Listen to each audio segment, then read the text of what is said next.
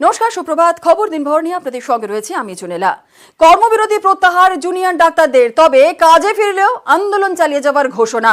ধর্মতলায় লাগাতার অবস্থানের ঘোষণা জুনিয়র ডাক্তারদের।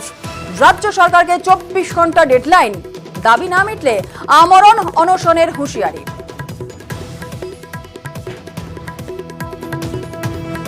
এত সাধারণ মানুষ, প্রত্যেকের যে বুকের আগুন, প্রত্যেকের যে আবেগ, সেই আগুন নিয়ে আমরা কিন্তু এগিয়ে চলেছি। এটা একটা গণ আন্দোলন। ফলত সেই গণ আন্দোলনকে মর্যাদা দিতে আমরা যে রোগী যারা রয়েছেন তাদের প্রত্যেকের কথা ভেবে আমরা ঠিক করেছিলাম, এবং গতকাল আমরা জিবি করে ঠিক করেছি যে আমরা আজকে থেকে কর্মবিরতি প্রত্যাহার করছি, সম্পূর্ণরূপে প্রত্যাহার করছি। এটা যদি কেউ মনে করে থাকেন যে রাজ্য সরকার ভয় দেখাচ্ছে, রাজ্য সরকার ভাবছে আমাদের পাশে জনগণ নেই তাই আমরা ভয় পেয়ে কর্মবিরতি তুলছি, এটা তারা ভুল ভাববেন। আসলে জনগণ আমাদের পাশে আছে এবং আমরা যে একই পক্ষ, এটা বোঝানোর জন্য আমরা কর্মবিরতি প্রত্যাহার করছি।